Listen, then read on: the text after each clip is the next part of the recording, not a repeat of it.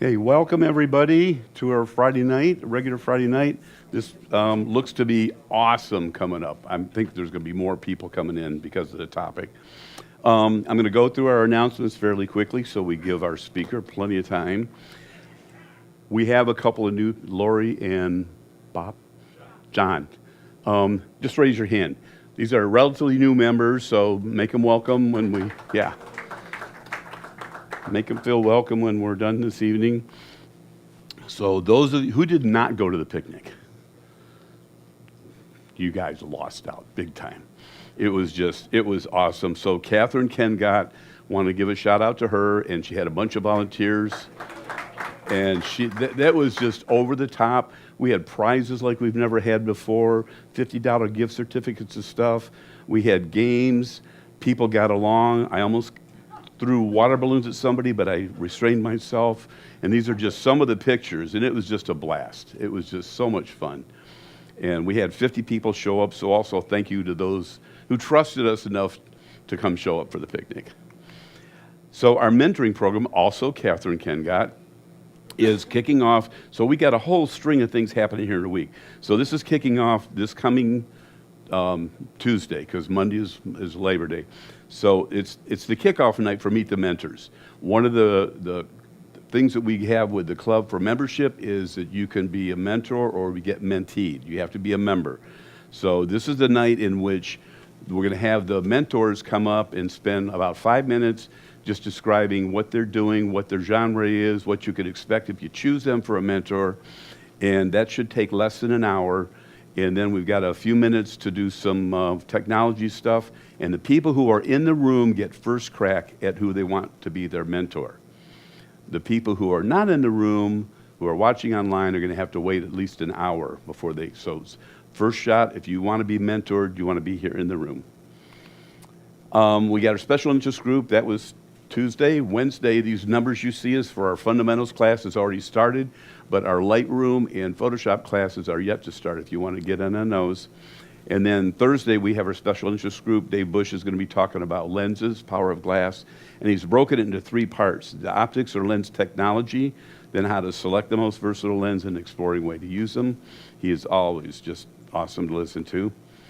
And then we have an upcoming black and white print competition.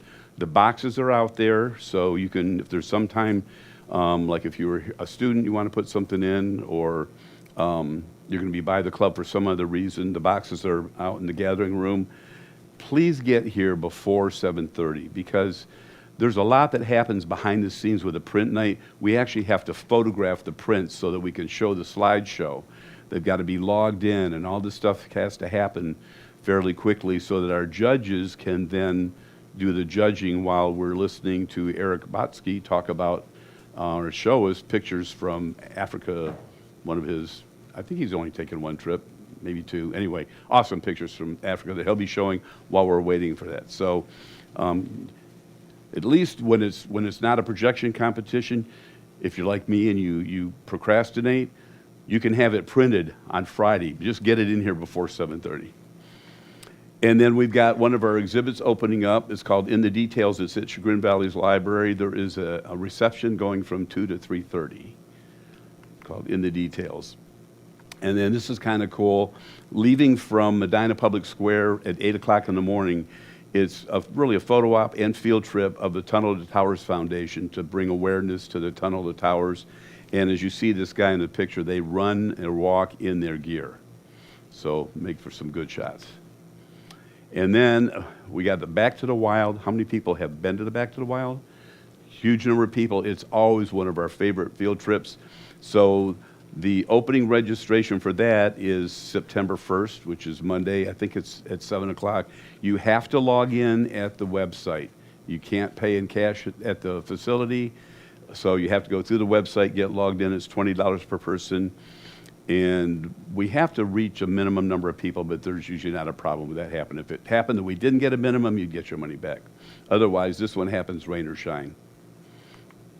And then finally, tonight, we're going to bring up John Paganini, and he's going to do what I've been waiting for to see. How does AI connect with photography? I won't put too much out there, John. Oh, that's what you wanted me to talk about? Oh. Yeah. So while I got to switch his screen over while he introduces himself there. Oh, he's going to let people ask questions through his presentation. Sure. We're going to have 2 microphones. You must raise your hand to ask a question, because the people at home, when we look at the recording, if we don't get a microphone to you, they're not going to know what question he's answering. You can go ahead. You're ready. Okay, flame on.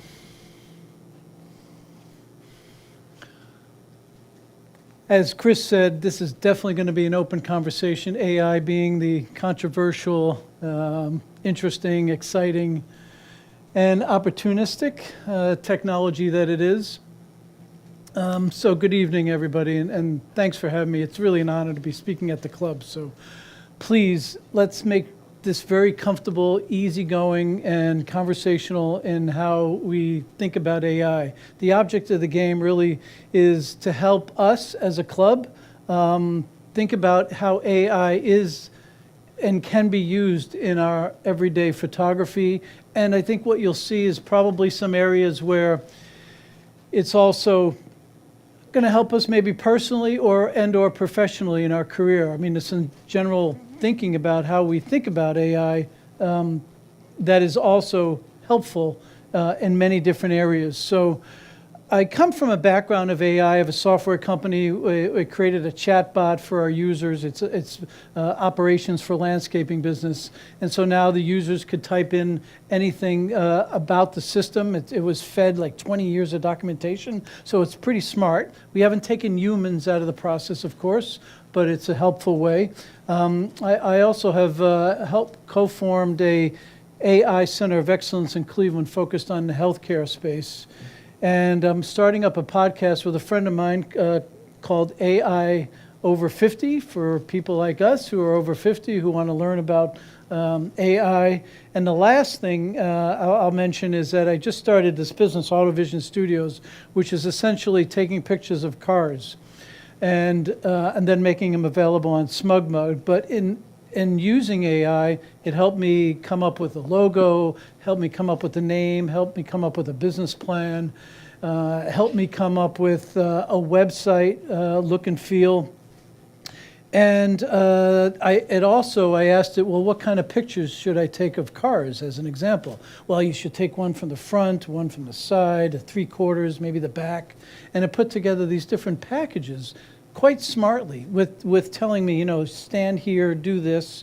And here, by the way, it knew that I had a Canon R5. It said, here are the settings for your camera. And then I said, well, how can I set up my custom dial to address all these different types of pictures? And it told me the settings for the dials. So I'm just expanding our horizons in a way about how AI can be thought about in so many different areas that maybe you hadn't thought about before. I certainly have, and I'm being surprised about it all the time. So a little bit about AI. AI has been around since 1956. A bunch of scientists from Dartmouth College said, I think a computer could probably be a human intelligence, and they coined the term artificial intelligence.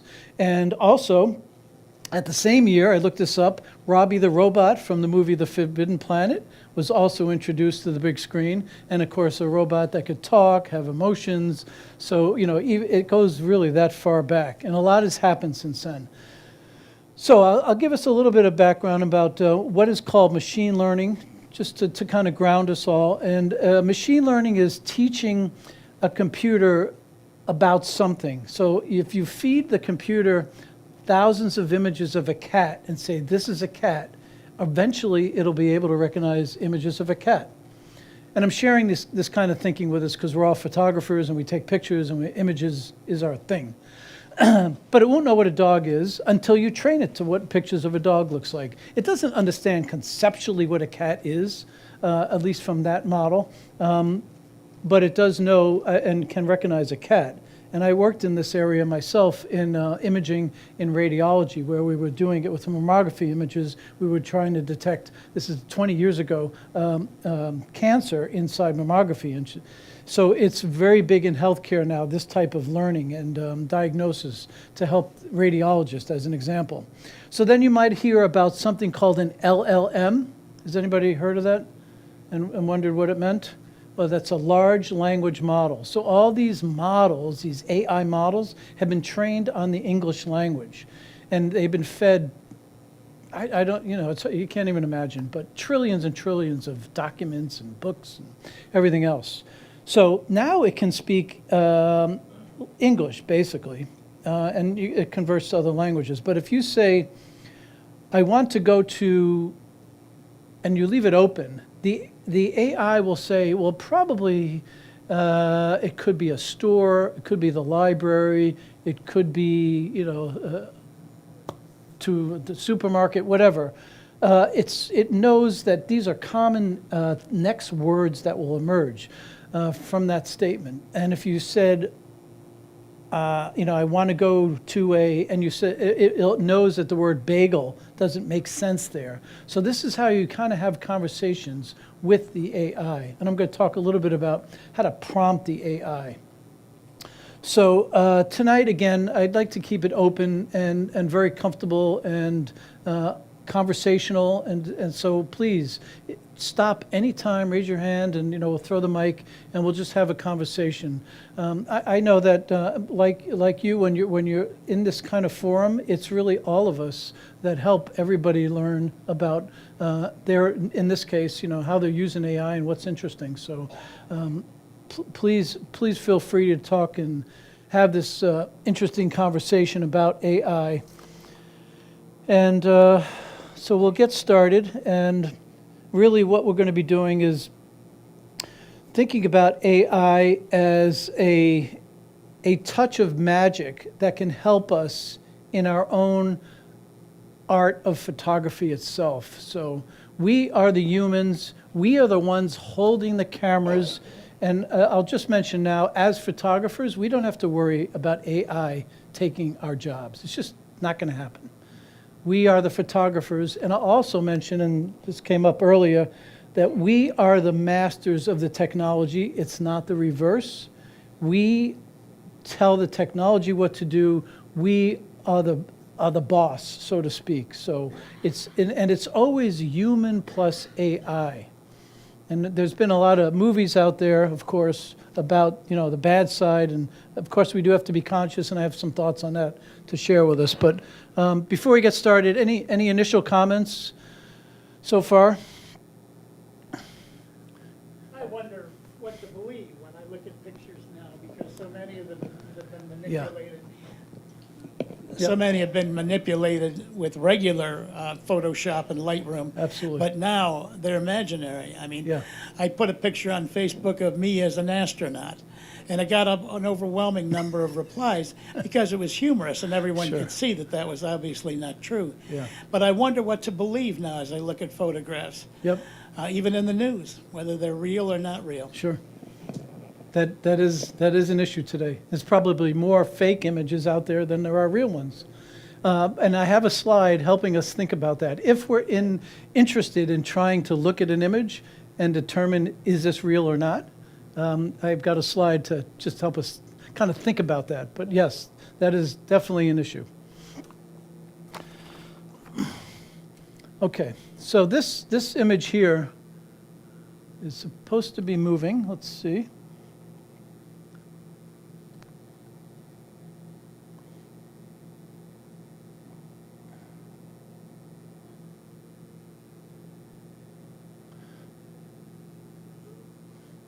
Okay, so this is a video here. Now, you can see that this was generated by AI, and you can see there's an interesting curve there. If you know the look of the 56 Thunderbird, it doesn't have that little curvy thing there. So I'm going to explain how I did this. There's something called, a tool called Sora, which comes with ChatGPT, if you subscribe to ChatGPT. So, These were the two pictures that I gave to the AI, said, here's the two pictures. And then, because I'm not a director, and I don't know director speak in the sense of how do I create a video, I told it I just wanted a 10-second video of with these two pictures, do something interesting, and do it from a director perspective. And so it came out with this text right here. So from one AI part of ChatGPT, I then pasted that into the video generating tool of ChatGPT, which is called Sora. But you can do this kind of stuff right in ChatGPT just to generate your image, and we'll look at that again. And by the way, how many people saw the first presentation that Richard Ada and I did about a year and a half ago? Okay, thanks. So things have changed, right? In a year and a half, AI is just moving so fast. So a lot has happened. And based on your feedback, if this is something we want to have as an ongoing series, certainly open to that. Maybe we bring in some other speakers as well, because it's moving fast. And you might see today some things where, oh my goodness, I think I might leverage some of that AI stuff that I heard about today. So you can see the complexity of that, but this and these two pictures gave us that 10-second video. So now you can just imagine the possibilities, right, from that. And that's just the video. So we're going to be talking about still photography for the most part tonight.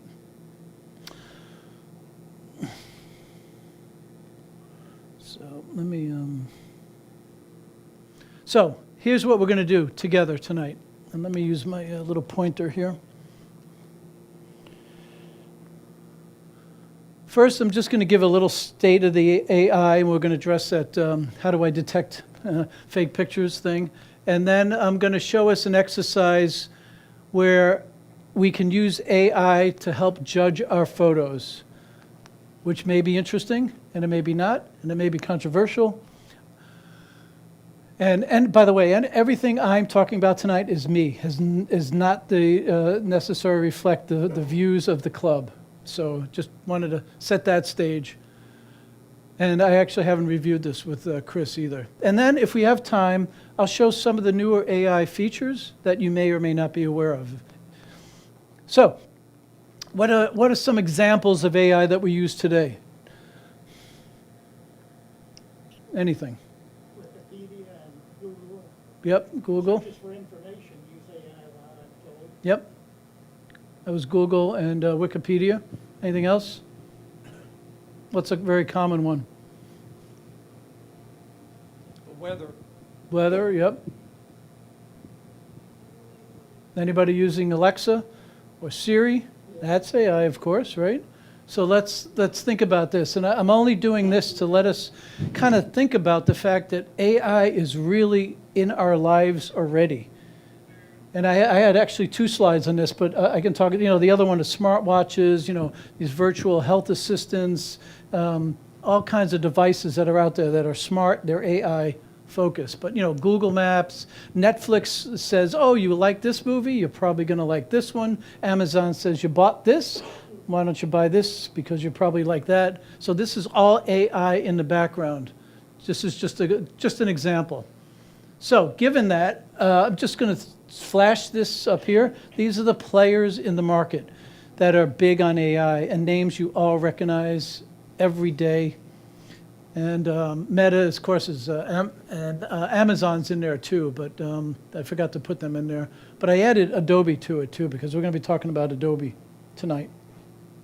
So let's move on. And so who is using any form of AI today? Not just the Googles and the Siris. You are? Yeah. Yeah, yeah. I buy Amazon, so I'm using it. Yeah, you mean Alexa? Yeah. Absolutely, absolutely. So everyone is.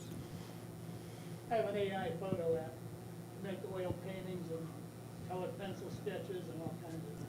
Great, Just to play with. yeah. Anybody else using it for photography related? No? What are you using it for?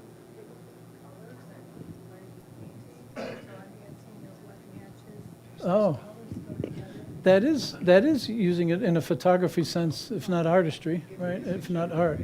So she said she was using it to determine some colors in her paintings, huh? Yeah. Oh, for the walls in the house. That's great. That's good use. Yeah, I'm using AI for generative fill. all right.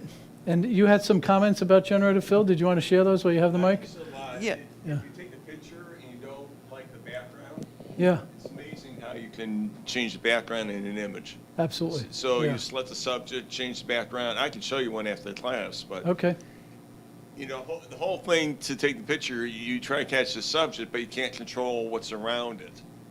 And so you can change the background to make it more appealing.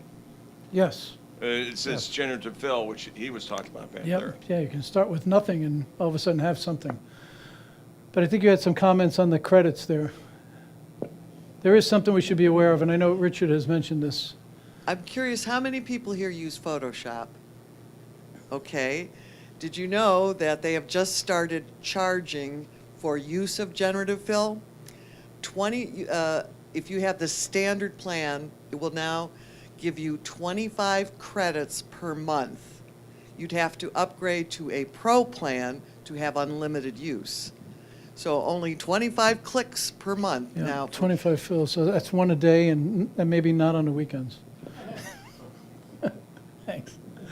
Yeah, so Adobe's moving pretty fast. So anybody else want to talk about their experiences with AI? Good, bad? Definitely heard background removal over there. Okay, so I'm going to go into a hint of technology here because AI is technology. And the cameras are getting better, right? We know, especially with ISO, the ISOs are getting really up there, those sensors. But is that a problem? No. Why not? What do we have now with AI? Noise removal. Exactly, denoise, our favorite thing. So it detects your eyes, you can shoot in silence. The mirrorless have a lot of computational things going on in the background, as you know. Software is getting better with masking, and Lightroom and Photoshop are updating almost weekly. There's virtual reality, there's augmented reality. There's the clients are demanding maybe a hybrid of video and photo along that, some of the trends, and they want it faster. I mean, we live in a very fast society now, so the turnaround is important. And in the marketing side, we have imaging, AI images, smartphones, influences exist, and so there's global competition. So these are some of the evolving technologies. Now I'm going to share something with us that's coming, so you can say, "Oh, I knew about that stuff now." So this is edgy-ish, in the sense that ChatGPT came out with this, and I'll tell you what Adobe's going to do. But there's agents out there. So now we have AI that we ask it a question or we ask it to do something, and it gives us a response. It gives us some output. But now they have agents out there that are going to act in our behalf. So we'll tell them what we want them to do, but they'll do it for us. And the typical example that you hear about is a travel. Today you go out to Travelocity, you book your flight, you book your hotel, maybe you ask Google, what's a cool place to go to in Florence, and I'm going to. So here you would have an agent. You say, I want to go to Rome for 3 days, Florence for 3 days, Venice for 3 days. Find me the best things to do in each of those cities and book my flights, book my hotel, book my car, do all that stuff. And an agent goes out there and does all that for you. And by the way, you should tell it, don't buy anything until I look at what you just did, right? So that's an agent. An agent acts on your behalf. So moving to photography now, an agent might not just do some edits for you, but it also might crop, change the color, denoise it, and then post it online. So we see this coming. This is coming, and Adobe is big on this.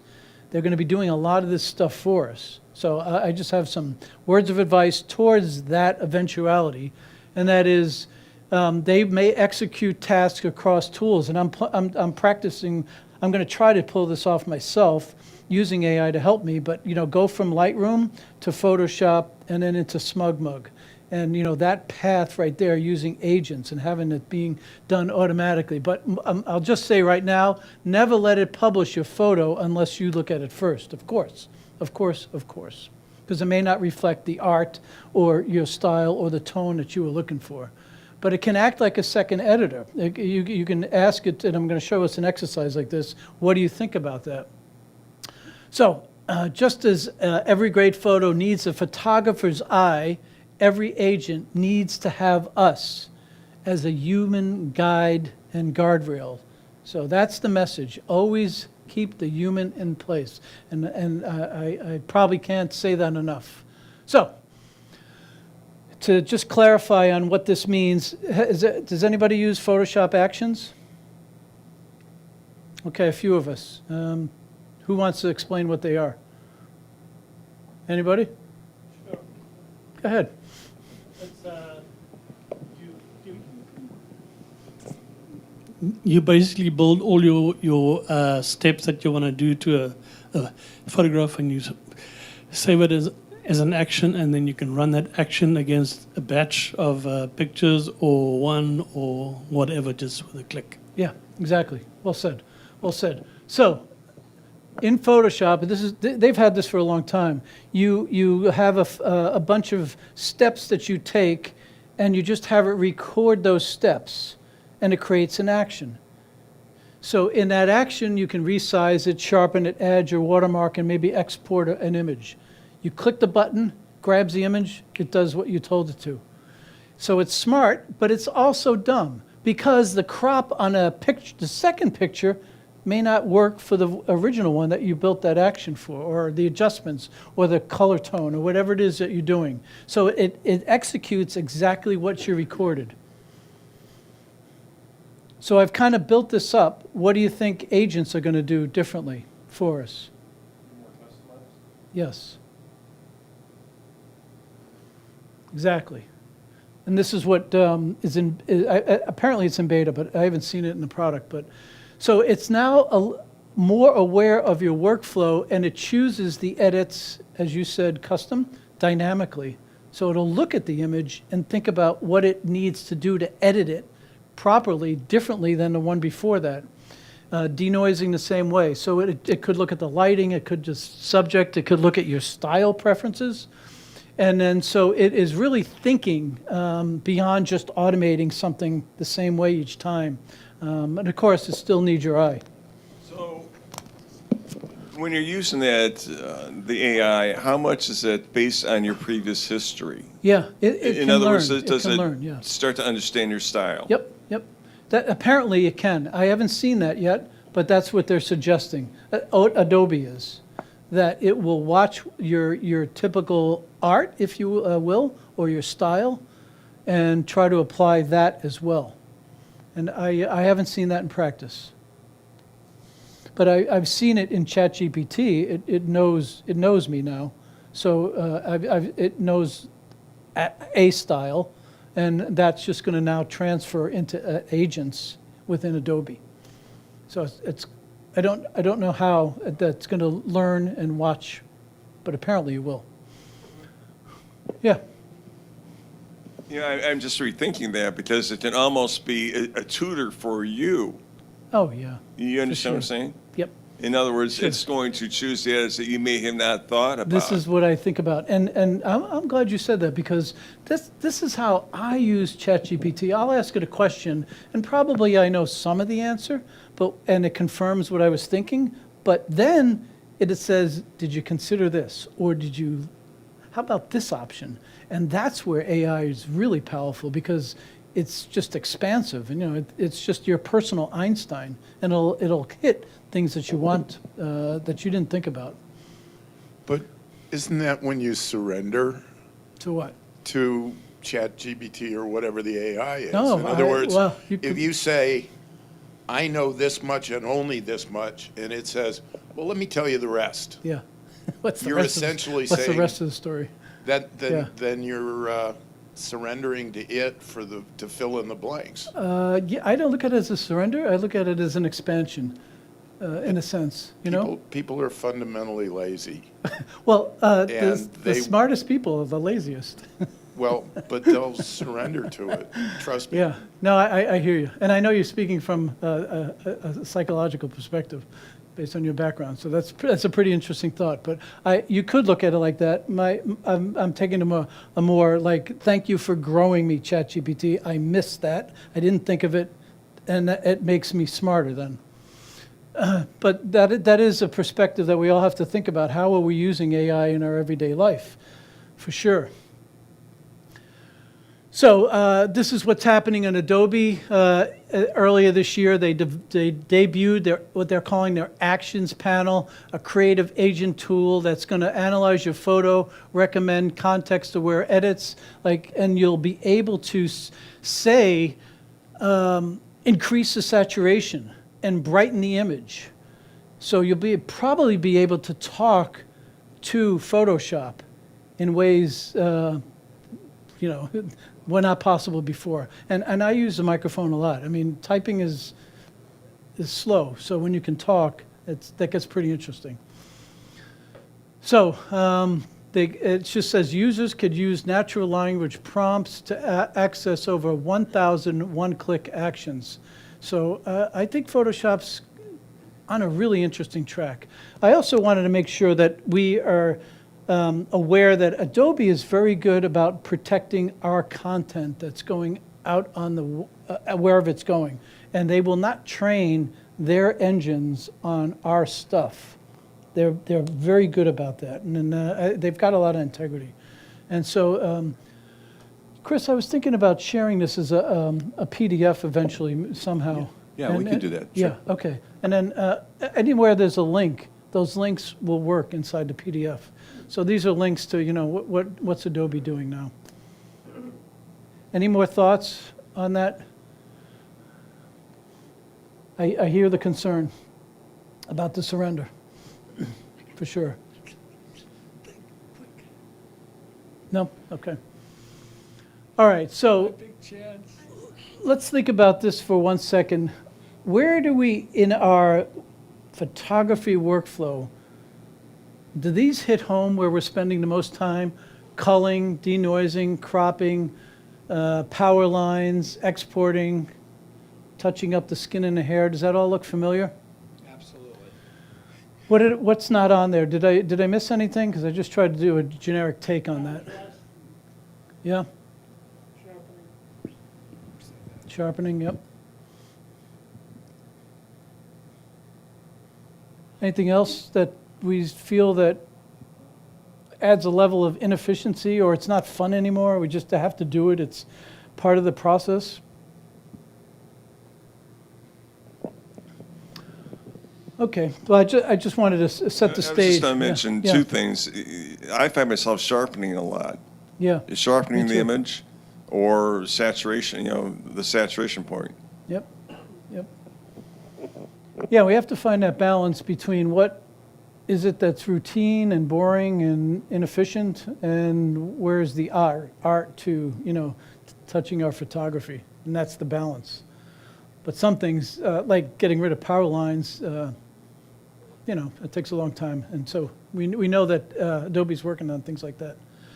So I just thought I'd ground us a little bit and think about, and this isn't comprehensive by any means, but how are photographers using AI today?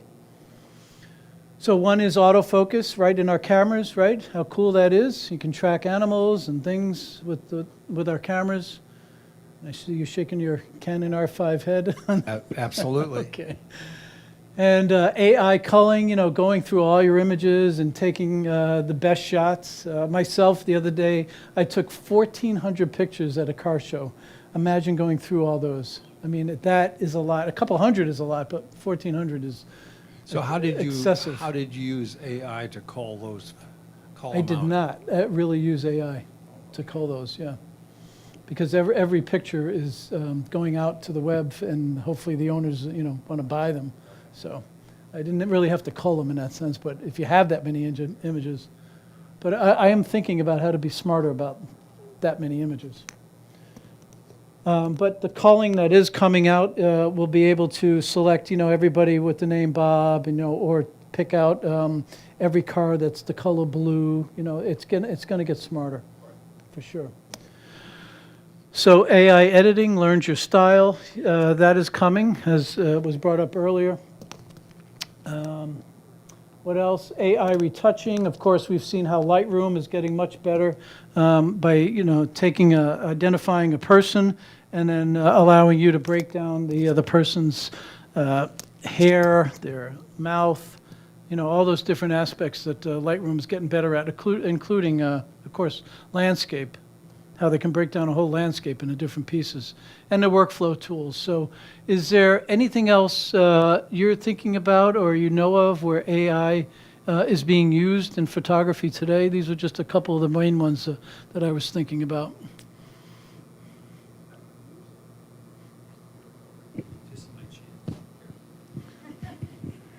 Well, there are a number of them that imitate art.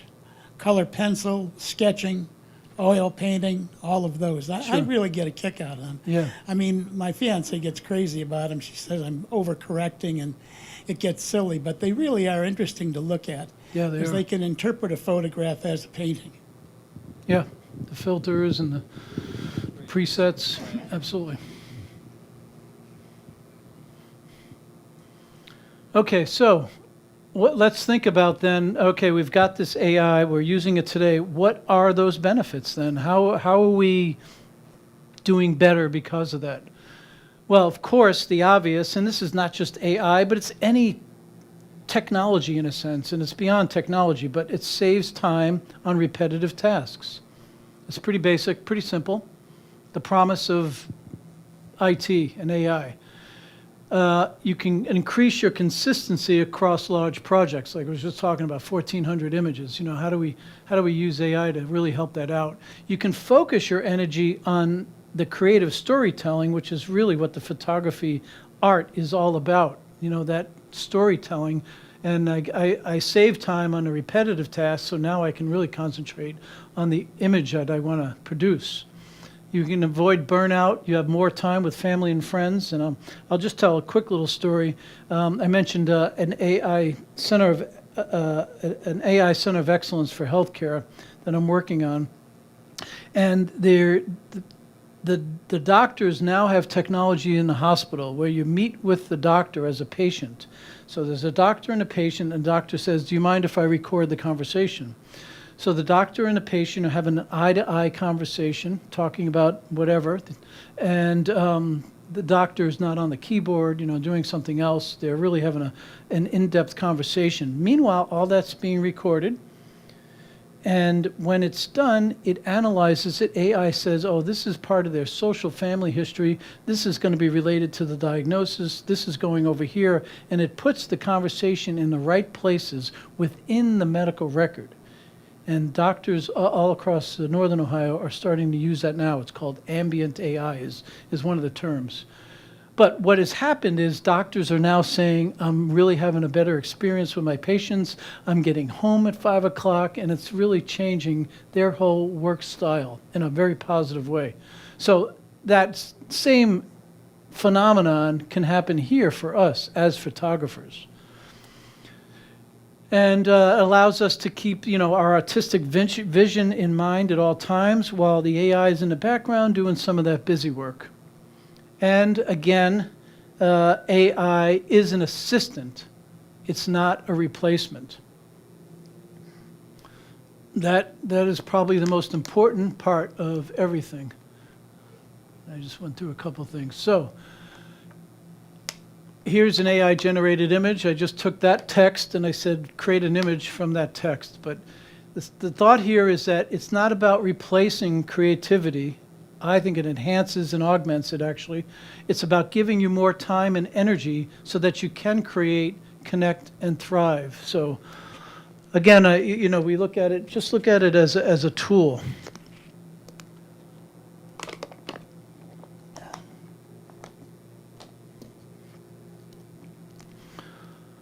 Okay, so because the topic of AI is kind of eclectic in some ways, not all of this is going to flow from a natural next slide to the other.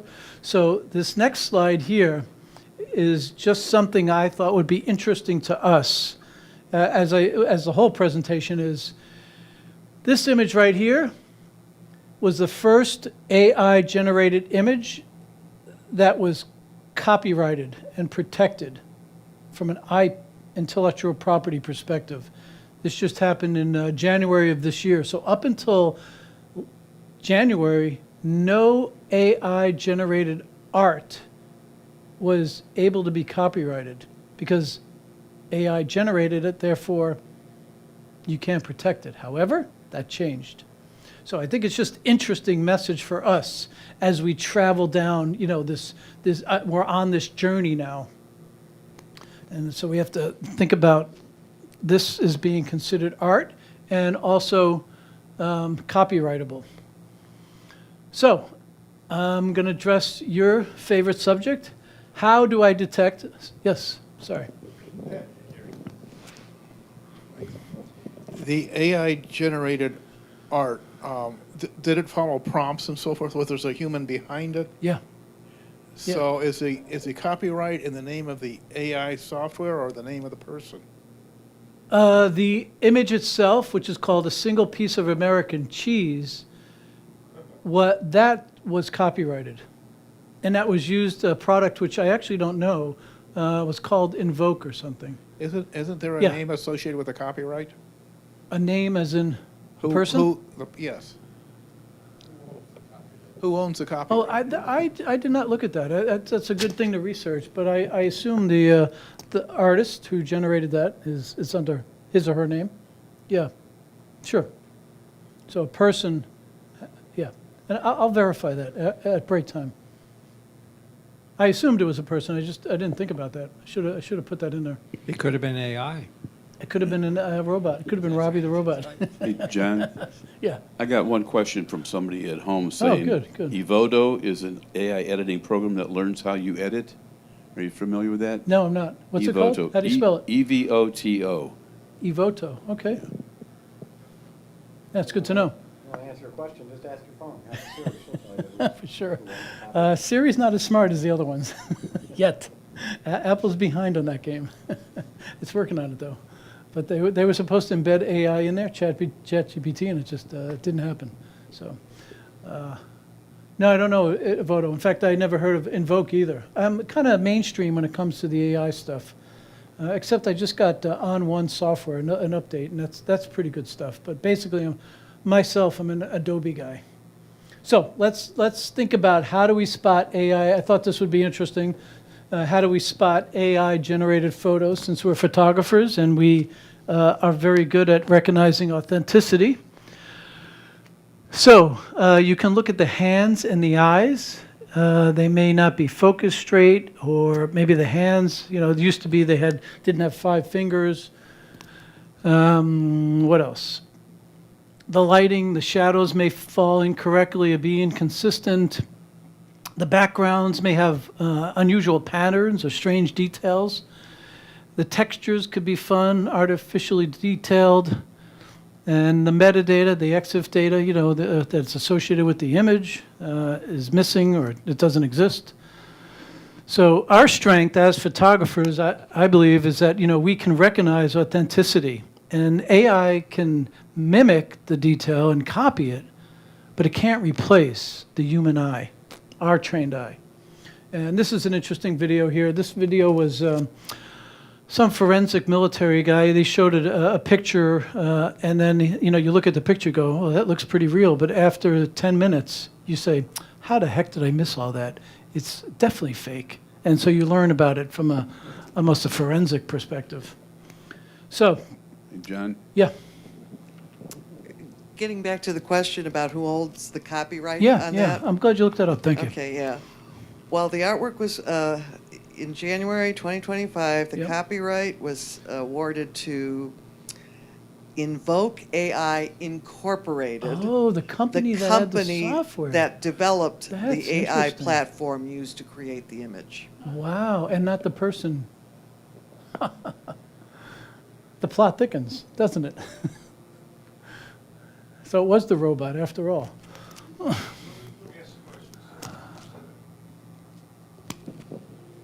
So if you Thanks for use looking it their up. platform to create an image, you don't own the copyright then? I think this one was setting precedent. I have to think that this is work in progress. But for that one, yeah. Depends on I believe it was the company itself that developed this art and wanted to copyright it to make their point. Yeah, that's probably the way it was. Yeah, they wanted to show the world it can be done, which sets the stage for, okay, now let's have people do it. Really appreciate you looking that up. I didn't even think about that. So this is a real picture.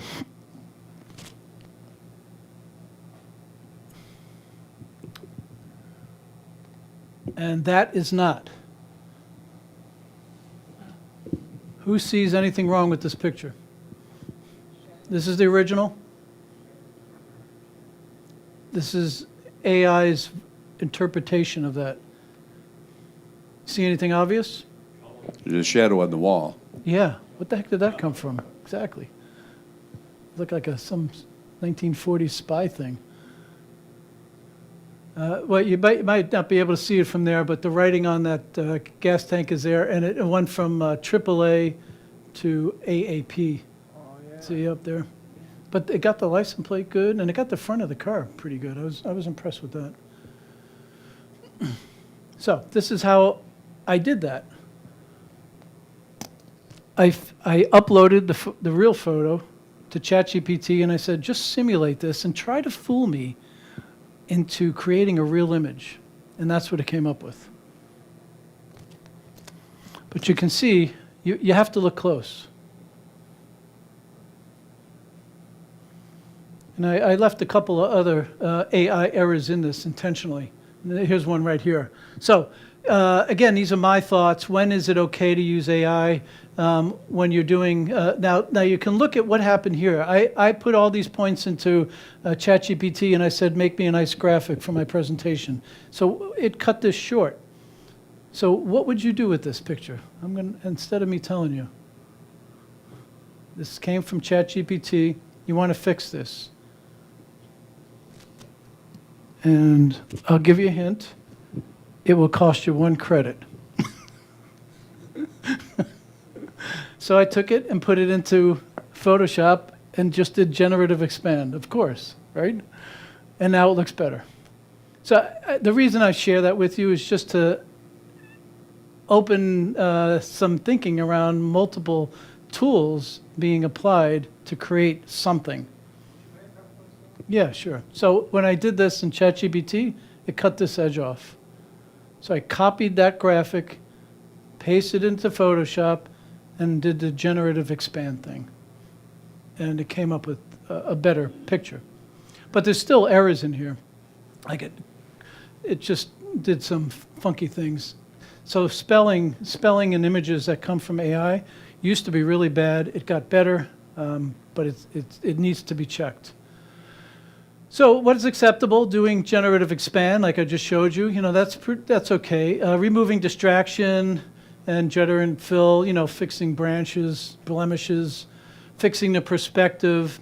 But I threw out a guiding principle for us to think about. If a reasonable viewer would look at your image and would feel deceived if you told them how you did it or why you did it, then maybe that's not the best approach.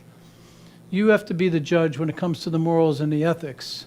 And probably what's not okay is, misleading or manipulative imagery that breaks the trust.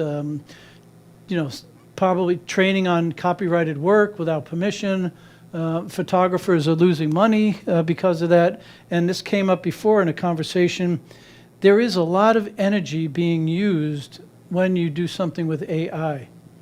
And there was a report a couple months ago about when you say thank you to AI, just to be courteous, because it's hard not to, or you say please, that actually has an ecological impact. So just some things to think about there. So I'll have one more slide on ethics, and again, this is me, but the major elements must be photographed by you. Yeah, I'm sorry. I have a question. Yeah, go ahead. Why are you saying thank you? I can't help it sometimes because it gives you such a good answer that I appreciate it, and I just say thanks. That was great. So To the AI. Are you saying that it becomes a human assistant No. to you? Yes, But I In wouldn't use the nature- word in human. nature? I would say I mean, human. But human nature, just like a for me, personal yeah. coach. Yeah, I've yelled at it too. Wow. Yeah. I said, no, you didn't understand what I'm trying to tell you. Which is my own fault, right? Yeah. Yeah. So, one disclosure. No, I can definitely separate the machine from the human. A friend for yeah. life. For sure. Disclose material that, when you're adding things with AI, when you think it's relevant. And I'm going to talk about content credentials, which really allows you to protect your images. And then, of course, keep your original raw versions intact in case you need to actually produce it. So I think too much. Going back to those copyrights, with that in mind, is that a disincentive to use AI to edit your pictures? The what? The rights? So in other words, in light of what we're talking about with the copyrights, who owns the copyright? Is that whole copyright situation a disadvantage to use AI to edit your pictures? Should you be worried about the copyright situation? What do you think? Only if it's going to the Smithsonian. Only if what? Only if your photo is going to the Smithsonian. Okay. If you don't have one going to the Smithsonian, don't worry about it. Yeah, it depends on where it's going to be seen and heard. I just want to make this clear. A copyrighted is awarded to the person who applies for the copyright. And even if they didn't make it, if they're the first one to apply for it, they can get the copyright, at least unless somebody objects to it. So it's not like you hand the artwork to the copyright office and they say, who should we give the copyright to? So they're not going to give it to a company, even if they know it's AI, if you're the one that's registering the copyright. Does that make sense? Yep. Okay. Yeah, nicely said. Thanks. But if that is an interesting topic, I do know a legal firm that probably would be interested, and they're working with AI to maybe address some of the legal concerns if we have those thoughts about copyrighting our art in a sense, and how we should think about it from an AI perspective. I'm not a lawyer, so I really don't know the legal answer to that, and I appreciate what Mick was saying there. So I don't know. Just sitting here thinking that AI is like one platform. You got to have a computer to use AI. Yep. And then photography is another platform. You have to have a camera. Right. Are any of the camera manufacturers working on putting AI into the technology of their camera? Yes.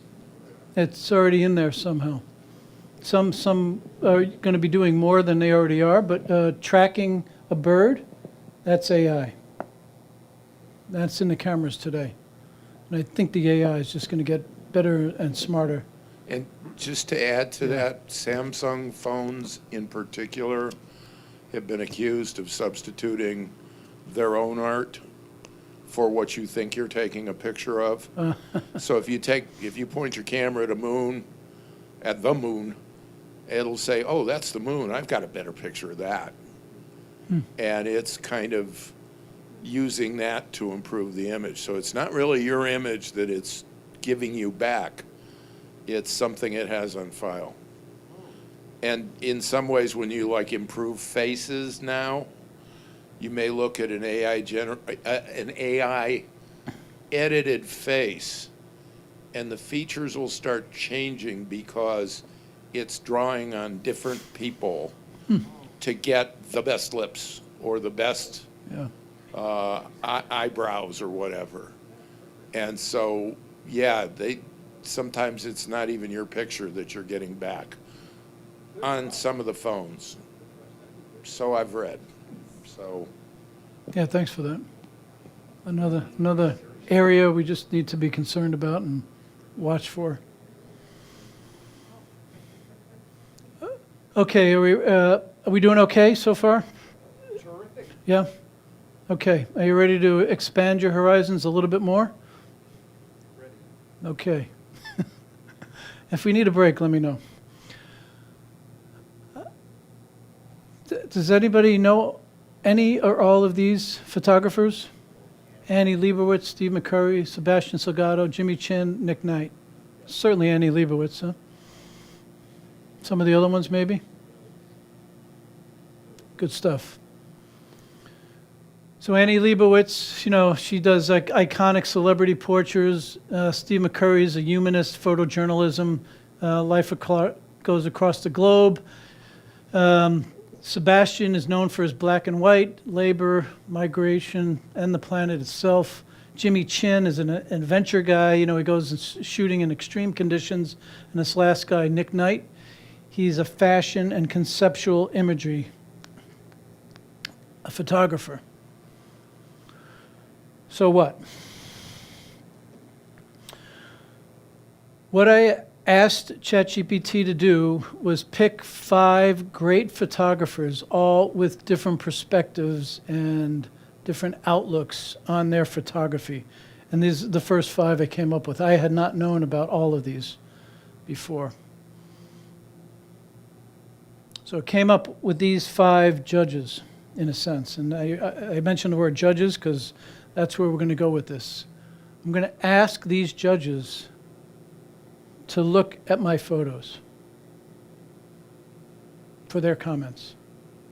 I see the wow, and so a rubric is a kind of a checklist, basically. It's just a funky word for checklist. So Annie Leibovitz would ask the question. So ChatGPT kind of knows about Annie Leibovitz. It knows about all these because it told me these are the 5 ones, you know, that I would throw out there for whatever reason, because I was not specific. So Annie shoots rock stars, right? David Bowie and the Beatles, and she shot them all. John Lennon. So her comments would be, who are we meeting with? Who are we going to who are we taking pictures with? And I'm just thinking about these 5 photographers and their perspective from a photographic mindset. Steve would say, why now? Because he was the activist kind of guy. He was a photojournalism. Sebastian was a black and white documentary. He would think about how it shaped. Jimmy Chin, he was the adventure guy, extreme environments. He would want to know, you know, where are we? And so Nick Knight is the fashion guy. You know, what's new about this? It's interesting. So now we're thinking about these 5 photographers and all of their unique perspectives. But really, we could pick 5 of your own favorite photographers, and this is where, you know, you can think about it from any perspective. But I decided to pick 5 photographers to look at one of my photos and tell me about it. Not necessarily judge it, but just tell me about it. So I took this photo, which we saw earlier, and I'll just show you, you know, their perspective on it. The intent from Amy or Annie Leibovitz was, you know, she's looking at the curves there, the story, the golden hour calm, the light, the composition. That was Sebastian. He talked about the chrome highlights. The scale is the driveway and the trees. That was Chin. He was the extreme conditions guy. And then innovation was the Nick photographer. Now, what I thought interesting about this is that he said there was a gentle generative remove on the other cars, which there was. And I think there was power lines in there. There probably was, but I don't remember actually. And it also knew it wasn't a new sky. So that was pretty perceptive of that particular photographer to look at that. So the intent of this exercise was just to open our minds to some new ways of thinking about how you might want to use ChatGPT. This is just one of, you know, millions, obviously. But to me, this was pretty interesting. What if I gave some great photographers my art, my picture, and said, what do you think of this? Or critique it. So then I asked ChatGPT to come up with a critique, sheet, and this is what that would look like. So, just judge it from 1 to 5.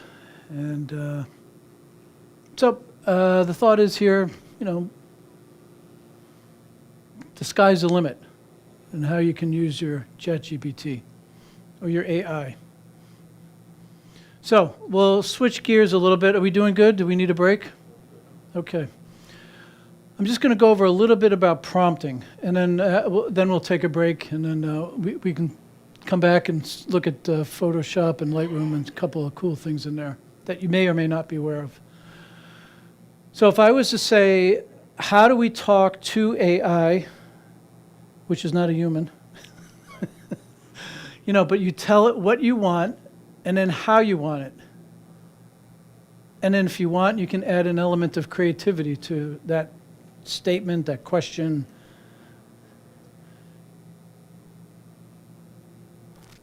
So I showed this slide. Oh no, this is a different one. I got another slide I showed last time. So I'll just define a prompt. What's a prompt? A prompt is how you talk to the AI. It's provided by you as a user, and it is the starting point for the conversation you're going to have with the AI.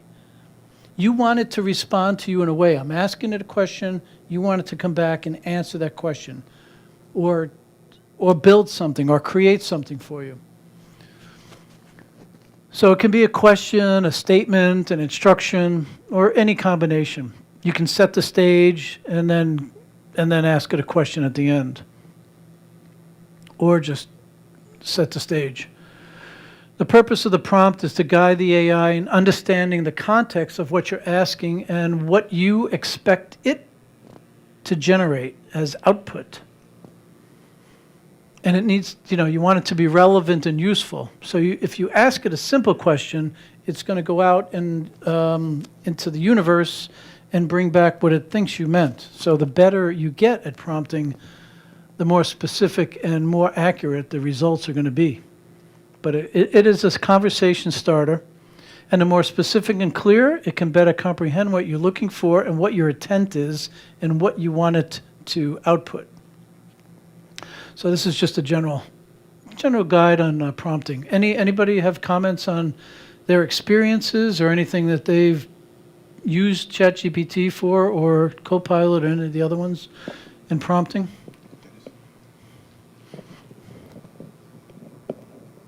Yes, I just recently found out that ChatGPT has a memory. Yes. And several competitions back, I had a picture of an old rusty pickup truck in a farm field. And I asked it to provide me with 3-word titles for that image. Yeah. Which it did. Yeah, for sure. So just last week, I was working on an image for upcoming competition, and it was a building, and I couldn't remember where it was. So I put the picture in ChatGPT and asked, where is this building? It came back and it told me where the building was. Wow. And then after it told me that, it said, would you like me to create 3 titles similar to what I did for your old truck? Oh my goodness, how fun. Yeah, that's great. That's a good story. And then the version of ChatGPT, the longer and deeper the memory goes, for sure. Great story. Good use of the technology, too. All right, this I showed a year and a half ago, but I'm thinking about prompting from a photographic perspective. And why do we want to create images? Well, think about generative fill in Adobe, that we have an image and we want to actually add something to it. So understanding how to prompt with a photographic perspective is a pretty interesting approach that makes us as photographers unique in that sense, because we can think like that. So we think about, how is a photo, if we want to generate an image, How was it composed? What is the emotional vibe? How close are we to the subject, the depth of field, the lighting? Where is it shot? Is it digital? Is it film? All these things that, as photographers, we just think about without even thinking about it, actually. These are just things that come very natural to us. But now we have to talk to the AI and tell it what we want, because it can't read our mind yet. So let's look at this first prompt, a close-up black and white studio photograph portrait of whatever with dramatic backlighting, 73 photo style from Life magazine. So that was pretty specific, and that will give you, a pretty interesting picture. And again, the more you tell it, the more the output is going to be closer to what you're looking for. And there's another one here, vibrant photograph of a subject, a wide shot, outdoors, sunset photo at the golden hour, wide angle lens, soft focus, shot with an iPhone 6 and Flickr in 2007. So that, that's pretty wild too. But you can see your imagination can get crazy and really get something specific out of that, what you're looking for. So, we're going to do an interactive thing, and then we'll take a break. And you can see right here where it actually did this twice. So it got all 6 of the areas I was looking for, but it printed it twice, and I just kept it out there because I just thought it was interesting for us to see that you really have to check your work closely. So AI helped me with this this exercise, so what I want to think about for us, and I'm going to show us some examples, is creating a prompt like the one we saw previously, and kind of structure it in a way that we can think about it. So there'll be a genre, a subject, a light, a lens look, the color and the mood, and the finish. These are the kind of the areas that we want to be specific about when we're creating a prompt. So we're going to do an interactive, create a prompt. I'll type it into ChatGPT, and we'll see what we, as an audience, have come up with this criteria to give us some structure. So let's look at an example of that. So the genre is going to be an editorial portrait. The subject is a violin maker. The light is coming from the north light window. The lens is an 85 millimeter look at f2. Color is warm, low, contrast, and the finish is a matte finish. So typing that into ChatGPT gets you that image. It made As that image? Yes. Where did it get the guy? I don't know. Oh, he's a violin maker. He's the violin. Oh, yeah, it's the violin maker. So, yeah, the subject is the violin maker. But how it came up with him and not her, as an example, is what you want. So if you wanted a female, for example, you would say a female violin maker, right? But otherwise, it's going to default to, something it thinks is the most common. So we don't even have to go out there To do what? to compete.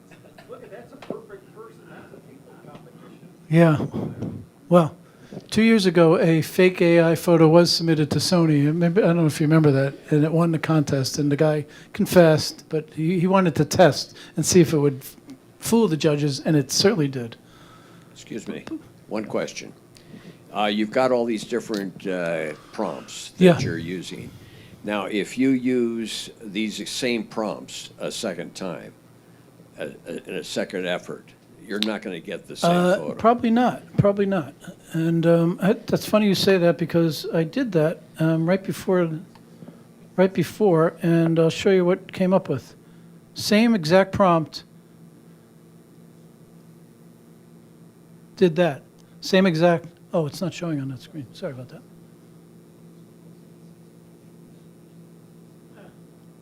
So about 7 o'clock today, I tested to make sure ChatGPT was working, and I copied and pasted that same information, and it came up with this one. Not too far from the other one. So the feel of it is the same. The person is different, and the violin has the neck on it. But the light, coming in from the window, I should put them side by side. But I was curious myself.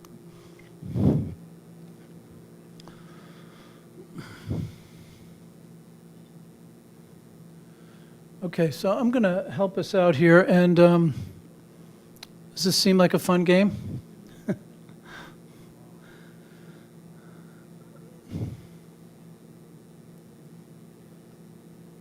Okay, so what I've done here to help us in our little interactive thing is given some examples of those categories.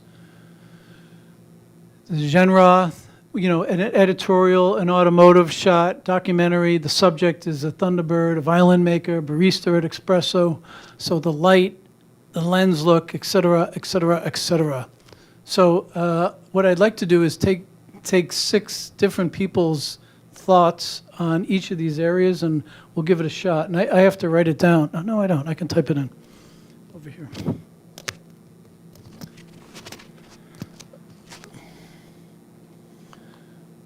All right, who wants to go first with the genre? Landscape?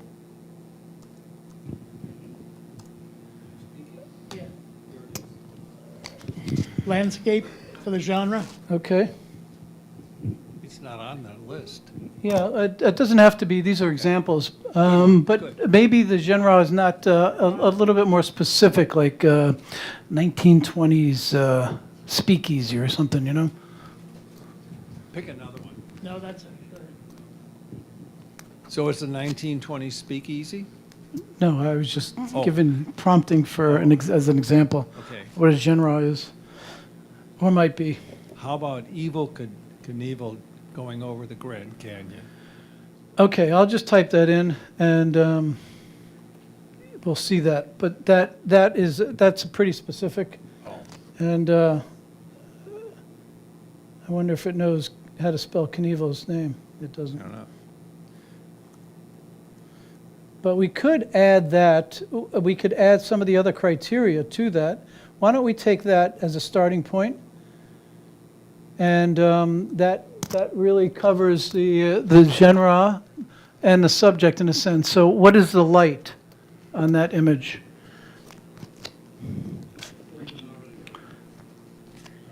What's that? Make it difficult. Rainy neon night. Rainy neon night. I like it. Okay. Go ahead. What's the next one? 400 millimeters.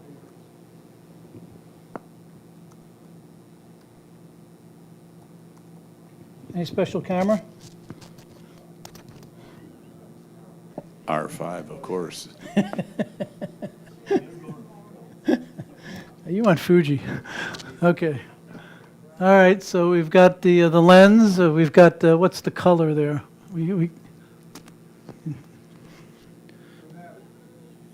Dramatic or? Okay.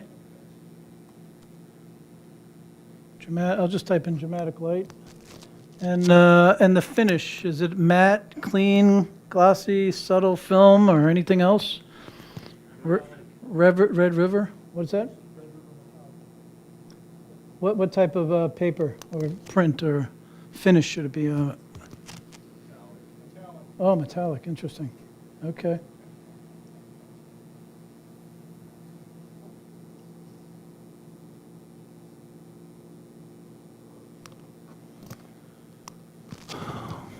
I'm just getting started. So when this first came out, it took a long time, and it's a little faster now with GTP5, but it's not immediate.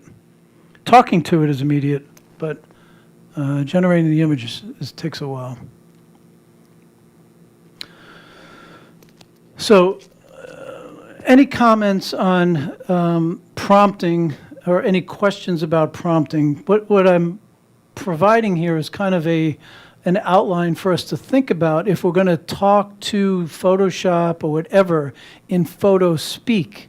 These were the areas, the genre, the type of lens, the color, what's the finish of the print look like, And so this will help us think about it if we like structure. And you don't have to be structured, but if you have those things in mind, you say, oh, I should tell it, the genre, then I should tell it the light, and I should definitely tell it the subject, like Evel Knievel, and all those other things. So you have to really be specific about how you talk to AI. And Question. yeah. So you can, How does specifying the finish, how is it represented in a digital image? yeah, right, because you think it should be printed. So in that kind of the matte and that violin maker kind of gave it a softer feel in a sense. So you're right, it's trying to digitally. Yeah, it's not the same Grand Canyon I knew.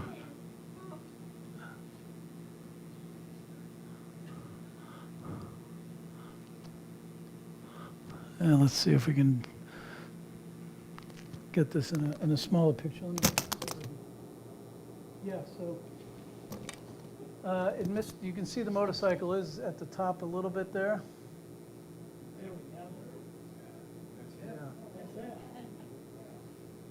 Perfect, I'll take that. Well, we all own it, and I think, Mick, you wanted to copyright it now? Right. So that was pretty interesting, actually. That's a good question. Is that really Evel Knievel? And that is a pretty small canyon. I don't know if grand is the right word there. And if he doesn't make that, he's not a good writer. But that's pretty slick. Yeah, it is. It is. You know, save that. That's going to go a long way in competition. Well, we need somebody to name it. Do you want to ask it what we should name the picture? Yeah.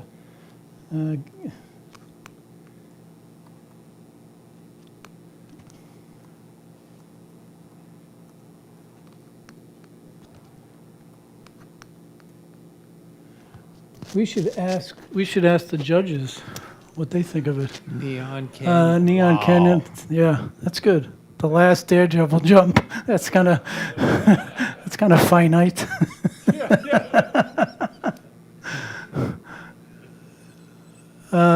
So that you can ask for editorial, photojournalistic titles, cinematic, artistic ones.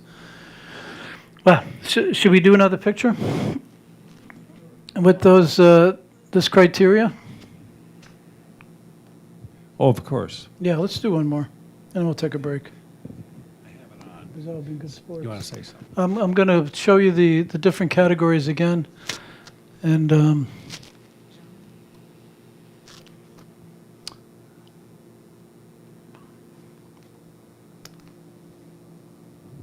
sorry about that.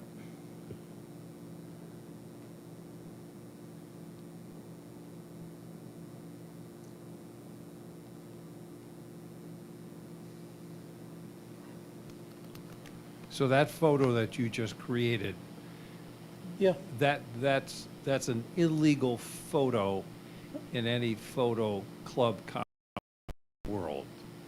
Am I Yeah, if it's a Make- photography thing, sure. right? Okay. Unless it's an AI competition. Right. So if Which I we see don't that have. photo next week, It could happen.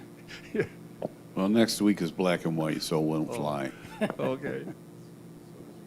All right, I'm just going to show this screen for now because it's a little bit, I don't know if you can see that, but let me see if I can make this bigger.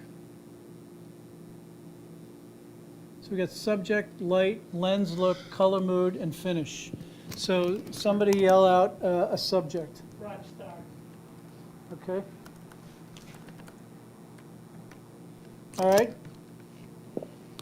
Moody light.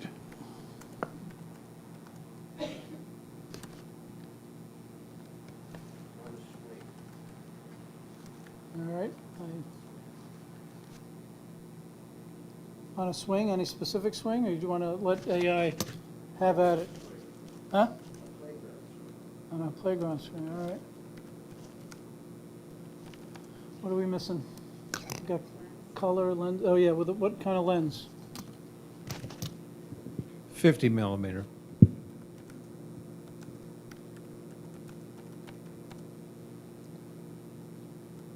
Okay. Anything else you want to add to this? In a tornado? Is that what you said? Okay.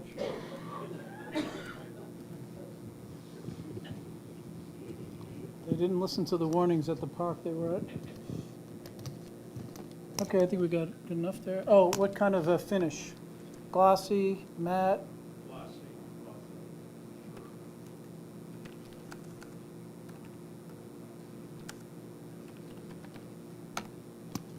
Yeah, that other finish, did you notice the finish in the Evel Knievel? That was pretty interesting. Yes, it was.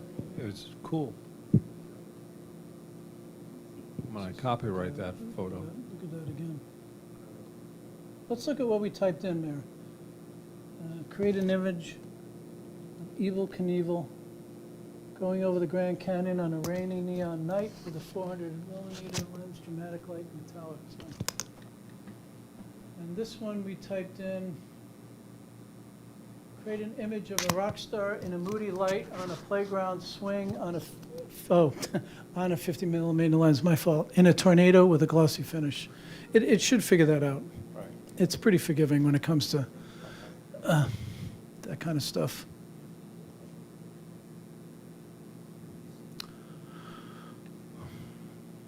But does the structure make a little bit of sense here on how we're thinking about prompting? Right. Your mileage can vary, and if you don't want to put the finish in there, or you want to say, no, I want to do something different, but I just made an attempt at helping us think about how we can, smartly structure how we're talking to AI from a photographic perspective. And that was really the thought of the exercise. Because you can just type in like we were just doing, but if you're thinking, oh, I should tell it what kind of lens I'm using, or I should make sure I tell it the genre, then you can get some really good results by being specific, and you won't have to do it over and over, because you can see it takes a little bit of time.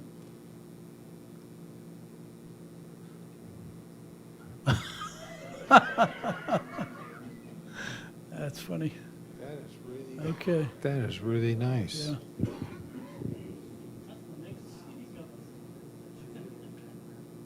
Yeah. There is a tornado. Notice a tornado.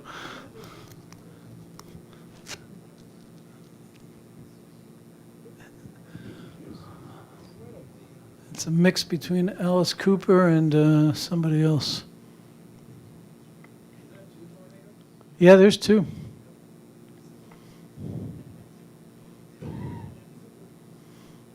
Okay. So what should we do? Should we take a break? Good. I think. Okie dokie. Breaky. Thank you, everybody.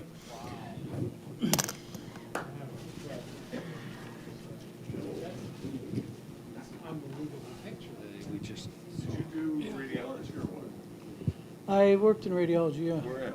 I had a startup. It was a What's radiology. that? I had a startup. It was a radiology information system.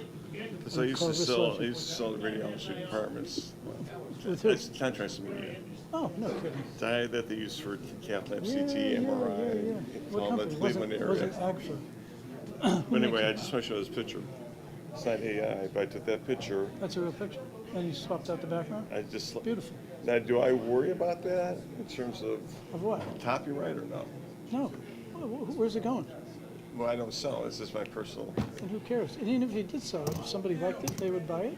What's that? If somebody liked it and they bought it, where's the copyright? Based on the background. Yeah, that's okay though. It's your picture. It's your art. No, I know. We've been But this, together this is 35 what years. I did that, and I thought that turned out. Excellent presentation. Was it interesting? I do have one thing to tell you. Yeah, As an please. English teacher, Yeah. it's genre, Thank you. not genre. I was saying It's a French genre. word, genre. Say it again. Genre. Genre, just like JAW, genre. Will you make sure that you say that when we open up the session? No, I'm not I doing heard it. somebody say epitome one time. Oh, yeah, I know. And I, Send me the PDF and I'll put it on our website. Oh, absolutely. I think I have your email. anyway. One of those things I'm still learning, but I think I can. So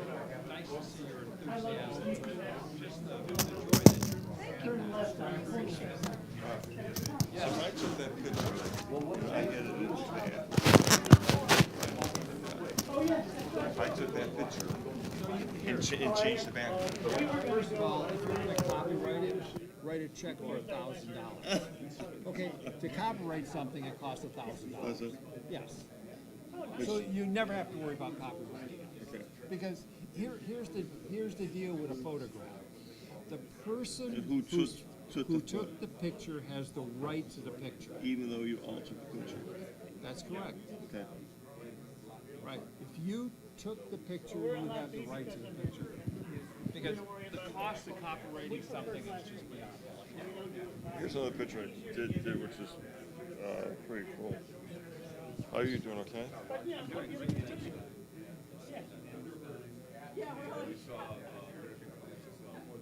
Oh, I would have liked to see that. We missed that.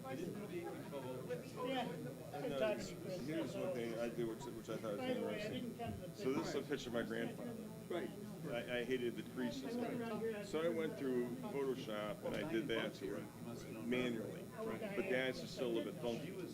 I didn't see that. Put it in, look your thighs on that. It's much more realistic than that. Of course, that's a good. Now, is that his eyes?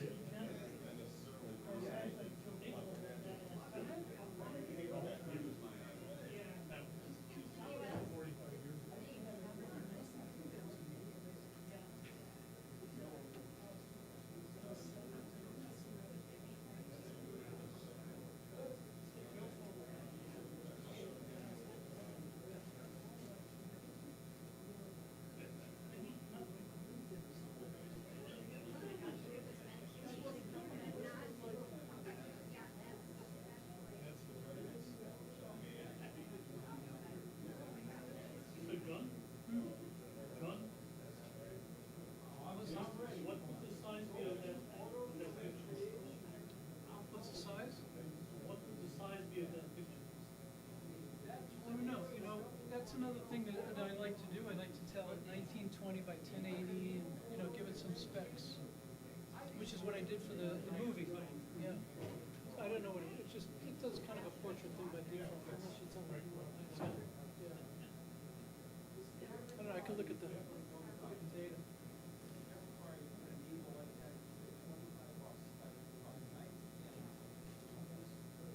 It looks like a 7 by 5 maybe, or 6 by 4.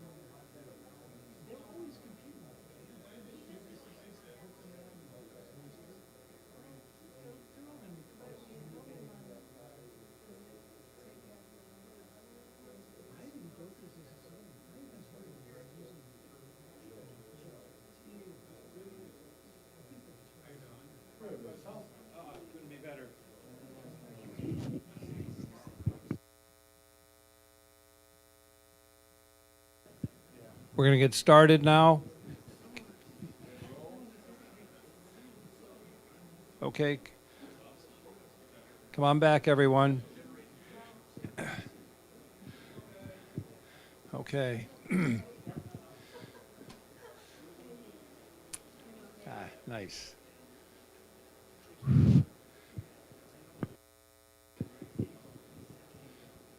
So,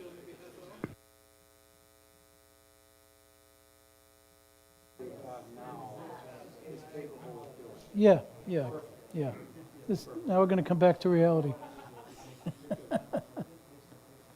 But, hopefully some of us know this already.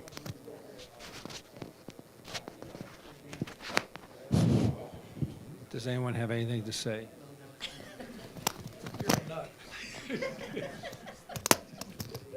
I've only had 2 chances, right? Chris is going to fire me with this thing, right? Yes. Okay, so, Chris, we got maybe a half an hour Okay. at the most, huh? Okay. We formally stop at 10, but you can go Oh, beyond okay. if you need to. All right. 2, 3 I in the won't do morning? that to us. Okay, 2, 3 in the morning's okay. I just wanted to show these pictures again. They look better on the side monitor, but this was the creative result of our creative thinking there. It's a cool picture. Okay, so I'm just going to go over features, 2 features in Lightroom and 2 features in Photoshop, just for the heck of it, that you may or may not be aware of. If you're aware of it, I apologize, but I'm just going to show us Lightroom, generative remove. And in fact, I'll just go through the slides and then I'll come back and we'll go to real life. Generative remove is pretty powerful in there. They've added reflections, which I'm still challenged with, but it's doing people really well. Has anybody used the reflections and gotten some interesting, good results from it yet? Okay, so I keep playing with it, and I just did an update today, actually, and I tried it on some windshields, and not much happened, if anything. So they also give you variations on the generative remove, and this is Lightroom stuff, and you can use the visualized spots now, that's a new thing, and the glass reflections. So just some hints on how to judge the results when it does the generative remove, things you can look at. You can look to make sure that there's no tiled textures showing and no repeat patterns in there. The lines are continuous, the horizons of the frames, the text just stays straight. You can look at the shadow and make sure that matches the scene, the lighting, the color, the temperature. The texture grain has to match, there's no plastic patches. And the integrity of the edge, there's no halos or things on the edges where the remove actually occurred. Just some thoughts on what to look for when you're zooming in on a generative remove. There's also another aspect, we mentioned denoise earlier, which is like genre. I've done this a couple times and it has to run all night. So if you've got a low light situation and your ISO is high, then you might want to do a denoise, and if you do, you know that it takes a while. So if you can do this in batch and just let it run, and all your photos, when you wake up in the morning or whatever, are all then been processed by that.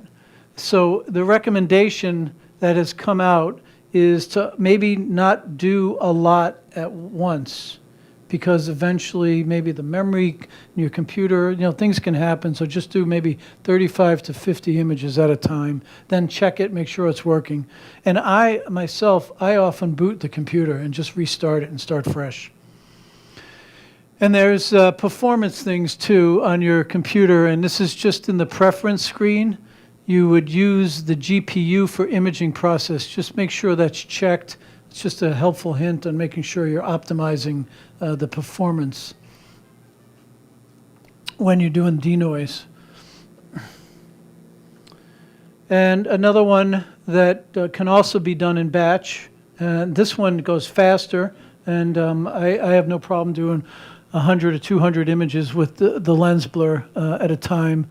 But the lens blur is aware of depth, and it's got a nice map where you can visualize the depth. You can set the focus range, and you can do some different types of bokehs.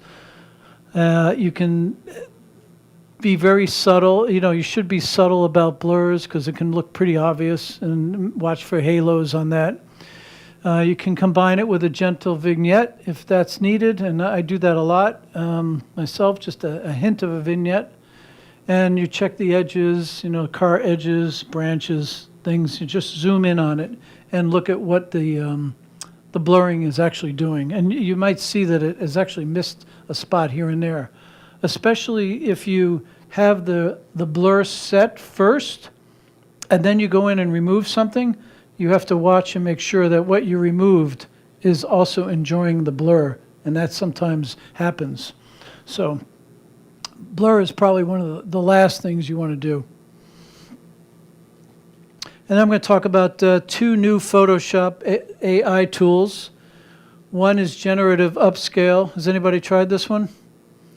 You take an image that has low resolution and you upscale it to a higher resolution, and it really gives it a lot more clarity, and it works pretty well. I've tried it a couple times on images that were just small.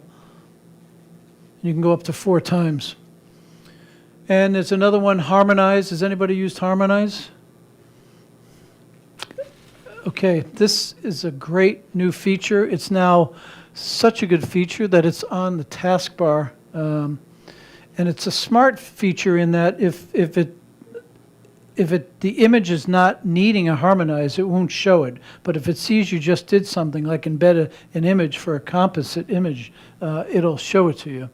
So tools like this really can save us time, as we've been talking about all night. But only, of course, your eye is the most important. John, Yes. I got a couple of questions regarding the credits that you could be charged. Back to the Lightroom, they're not charging yet for anything No, they're you're not. doing in Lightroom? No, Okay. but they don't have generative fill. Right, It's only generative remove. okay. And so that's free. Then, Yeah. now in Photoshop, you said it's on the toolbar? Or, like, how, I guess, my Oh, yeah, my the question is, harmonize is on there. how am I gonna know when I'm gonna be getting It charged warns a you. credit? It popped up today for me, actually. Okay, yeah. it's pop up, Yep. okay, all And I right. think you can click on the upper right-hand corner and see how many credits you have. I'll look at that right now. So fill, you pay. Remove, you don't. Yeah, it's nice of them, right? Okay, so speaking of generative expand and fill, one way to do that is either with the lasso, the rectangle, or the crop, and you can actually do a generative expand. And if you pull down the ratio in the generative expand toolbar, you can actually pick the size of the image, which is what you were asking before about how is that image sized. So that's a pretty cool feature. So you see generative fill, and you have remove there. And here's where you could type that prompt that we were talking about before if you did a generative fill. A thought on generative fill. Because Adobe is charging, if you're using ChatGPT, as we saw before the break, you could create your image in ChatGPT and then pull it into Adobe, depending on what you're building, what you're creating. Just a thought there. Yep. So you take your image, you take a JPEG image, I would think. Yep, Okay, typically. you take a yep. JPEG image This might into- save. It into- might save as a PNG file, in, but in Chatty, Yeah. and you say, Chatty, I want to change the sky, I want to make it green. So it then changes the sky to green, and now you have a true absolute JPEG 12 quality level JPEG picture to take back into Photoshop. Chappie does that? it may not be the quality you're looking for, but you can tell it you want a high-resolution, photorealistic. You can give it words that make it do the best it can. But we saw the Violin Maker, and we saw Right. some of the other ones, had a pretty good quality by default. It's gotten better over the years. So do you think that is CPS competition quality, taking it back and forth? Would, No, I'm not No, even okay. thinking about the competitions at Okay, all. okay. This is just for our own oh, okay, that's all I, usage, yeah. okay. Yeah, yeah. Oh, I was- What I was suggesting is if you don't, if you don't want to buy the credits in Photoshop Oh, okay. and you're using ChatGPT or Microsoft Copilot or one of the other ones, you can have it create the image for you and then embed it Okay. instead of instead of using a credit. But no, I'm not thinking about the competition and how we're using it in our own photography and artwork. These are just, I'm just talking about the tools and some of the things you can do with it.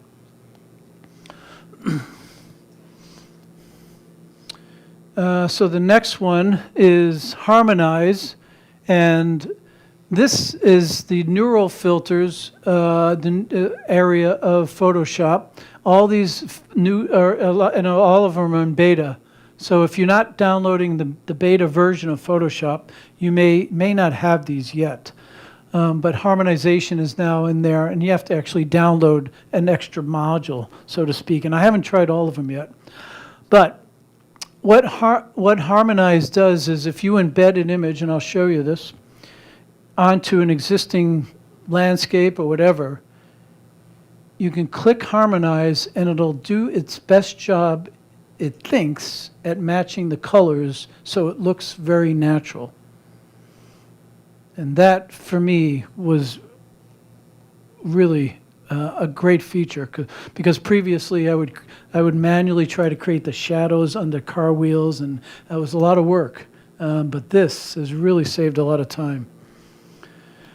And then I'm going to talk about content credentials. So why don't I go into I'll go into Photoshop now, and we'll just do this.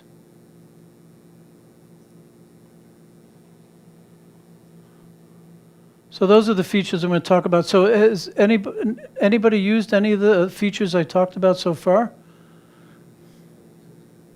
Okay.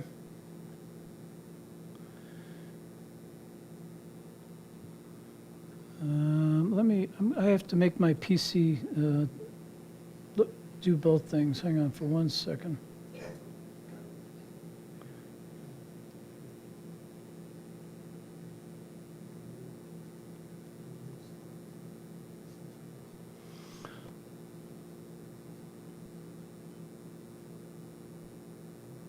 Okay, so now I'm going to go into Lightroom first, and I was looking at, I think I was going to do generative expand, just to show you what that is. So I'll just pick an image here. I'll pick this one here, and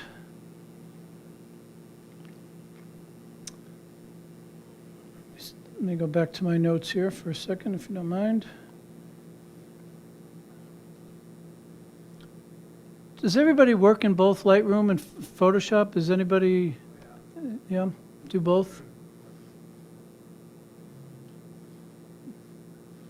So I'll look at, first I'm going to do distraction cleanup. So I'll pull in an image, and then we'll look at this image here, and I'm clicking on the remove up here in the right, in the top, in the center of the menu there.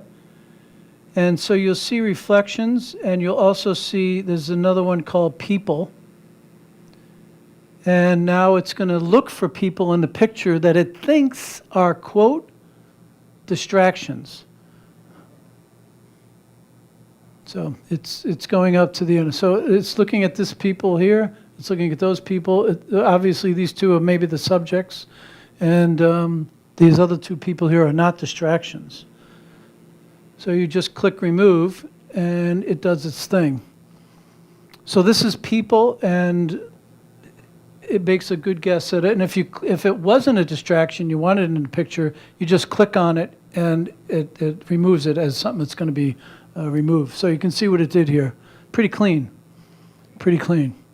I mean, you can do that manually, obviously, just by going over it with the remove tool. But that's the people. And the reflections are right next to it, and I've used this probably about a dozen different times on different images, and I'm just not getting the results from it. So I'm not sure if I'm using it correctly, basically. So if you don't know this trick, you can select an image, and then whatever changes you have in that first image can then be copied over into the next image using the sync. So you perfect one, you like it, not unlike the actions that we were talking about in Photoshop. You just take all the edits you did in one and you bring them to the next image. So if you like the way you did the tone, and then what it does is everything by default. So you want to say check none and then say, I just want to bring over the white balance change that I made, or the the clarity to dehaze. You can pick and choose what you want to do there.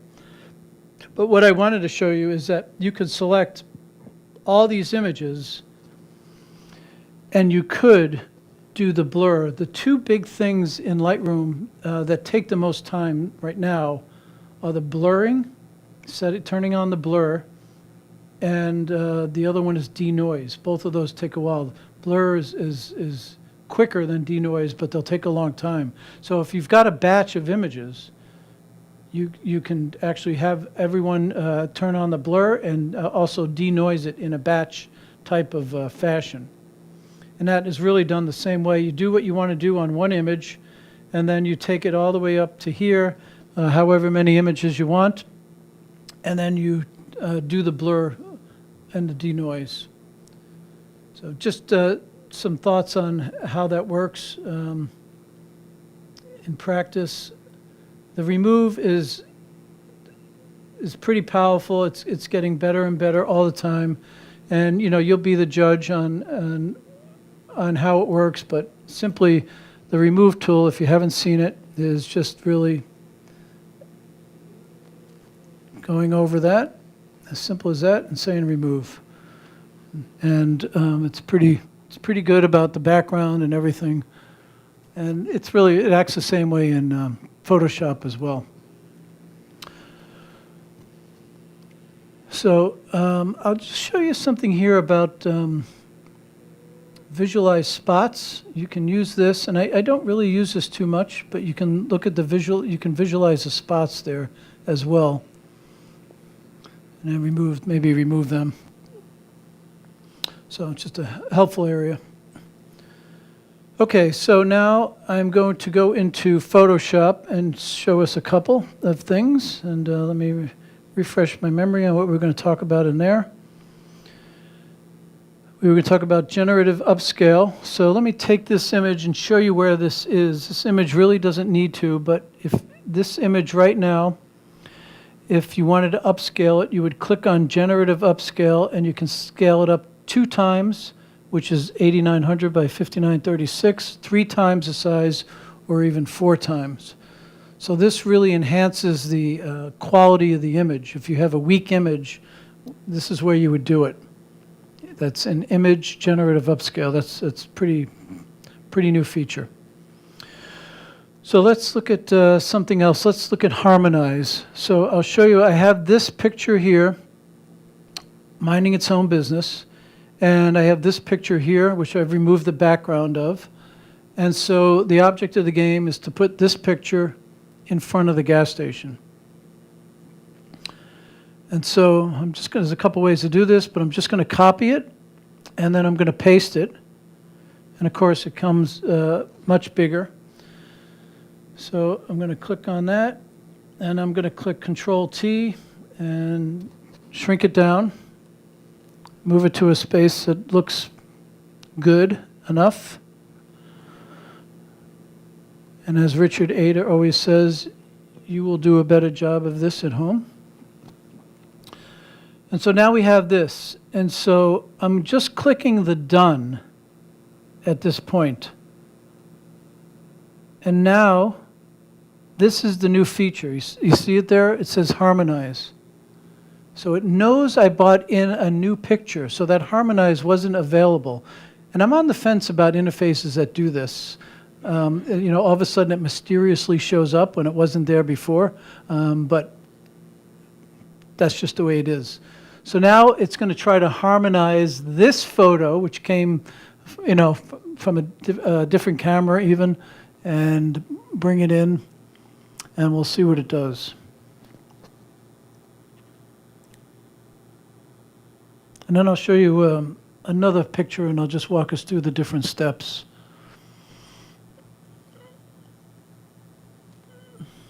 It's actually moving pretty fast.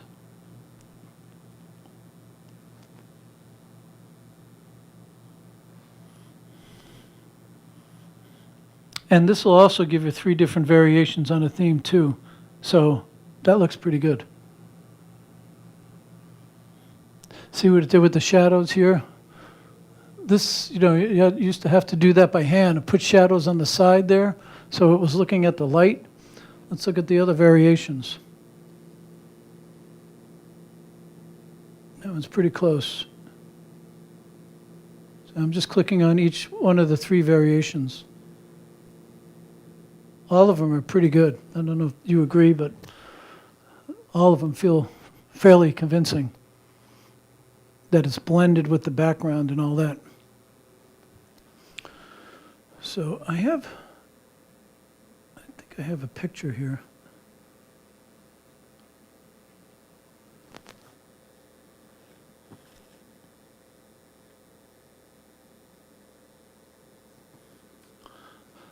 I'm going to pull up a picture and show you an example of what I thought was a really good image. So look at this here. Now that you know that the harmonize is a thing, let me show you how this picture started. I'm just going to turn all these off one by one. So we have this picture here. This is actually Patterson's fruit farm. And this was all fuzzy like that. So the first prompt, I said, I selected this whole area, like this. And I said, fill that with short grass.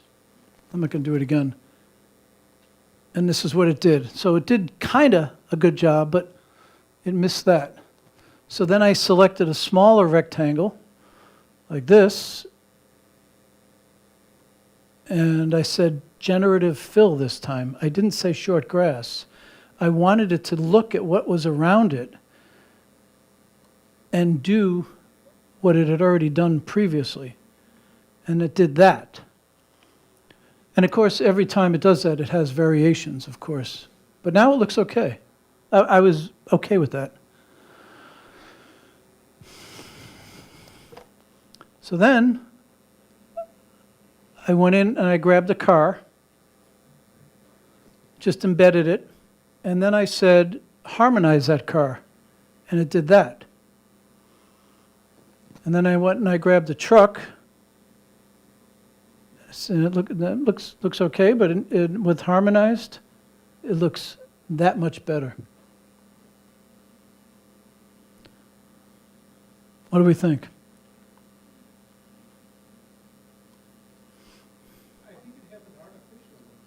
Yeah, these do. The harmonized, they do. Yeah, I agree. In fact, I've harmonized a lot in the past couple of weeks, and I don't always keep it.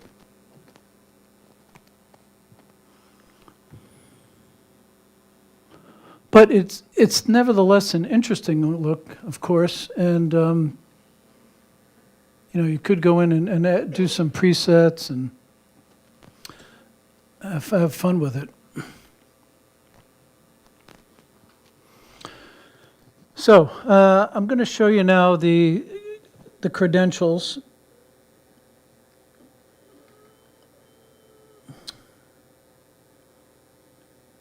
And then I'll get us out of here by 9:40.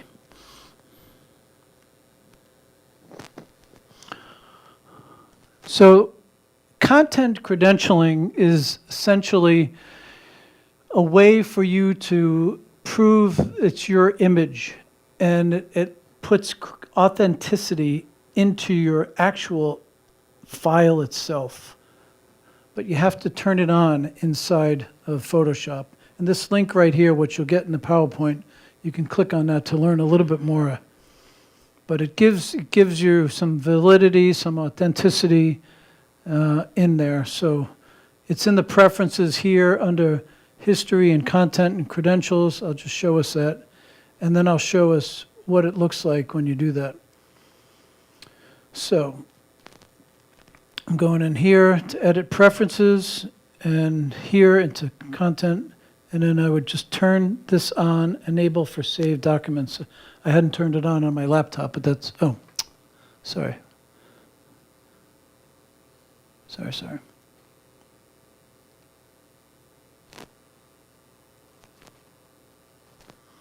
So it looks like this on, this is in the edit preferences of Photoshop. Enable content credentials for saved documents. So enable all your documents will have content credentials in it. And when you do that,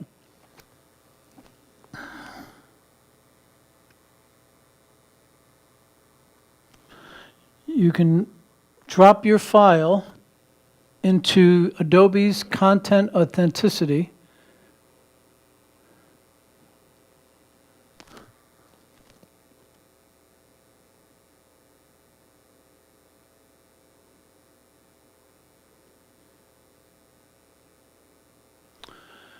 And I'll show you that in a second.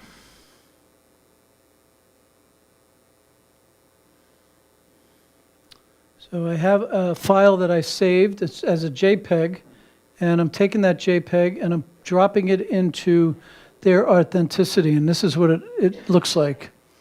So it knows that it was made by me, and I actually connected my LinkedIn account to this. Sorry. I just dropped in that file. What I did is I just dragged and dropped a file that has the content authenticity in it. I just dragged a JPEG into this website, which is Adobe's. And so it knows who I am, and it knows changes that were made to the file itself along the way. It's showing the actions. And it also knows that it came from this CR3 file, which when I saved it, I didn't have the content credentials turned on, but I turned them on after when I created the JPEG. So it knows that I did some drawing, it knows I opened it, and some other edits. So this is a way to track the authenticity of your file. And this is brand new. But a lot of people are behind it, but mostly, of course, Adobe. So,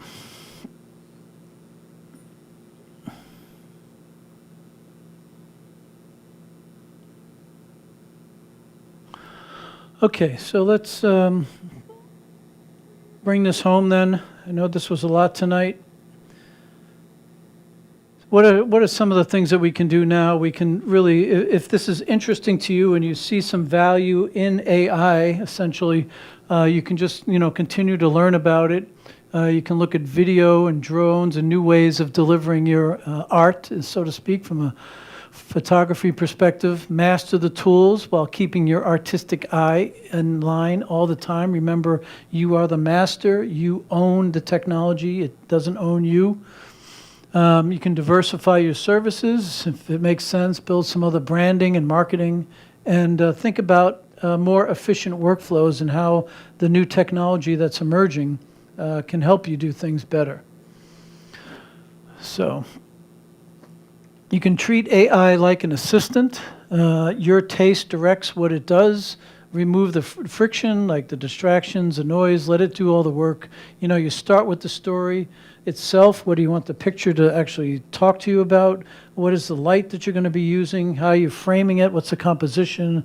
And then, those tiny cleanups. And then, one thought there is that, you let the edit disappear into the image, and if it shows, soften it or fix it somehow. So it's a replacement. I've said this a couple times. This is just my own particular mindset. I think of it as an assistant, but not a replacement. Your craft, your artwork, that's first, and then the pixels are second to that. So what is AI-ready photographer? Things that we can do. We can practice some of those prompts that we talked about. Maybe look at Photoshop drills. Since no one raised their hand on those features, these are good things to go in and try. Look at the reflections, the horizons, the lens blur, and then think about your photos with the intent, the story, those things that we talked about earlier. And as Chris is going to put this as a PDF out on the website, I think, so that you have access to that. So, Viva Photographia, and anybody know what that means? Long live photography. So, again, we are not going away. We'll always have our camera in our hands, and that's who we are. We capture life, we preserve the moments. It's always with us, even with our smartphones. And of course, taking photos and experience in itself. And I'm experiencing that now at all these car shows that I'm taking pictures of and meeting the owners of the cars and actually talking to the owners. It's just a great connection with other people. And the camera is a good bond, if you will. And it's all about the art of the moment, too. The composition, the anticipation. And, we've got this human instinct to seize that moment, and AI will just never, ever replicate that. So thank you, everybody. Appreciate everybody's time. Thanks so much, John. Everybody enjoy your Labor Day weekend. Be safe out there. Don't forget, Tuesdays are Men and Rollout, Thursdays is Special Interest Group, and Friday's a print night for Black and White. So thank you very much. Enjoy your weekend.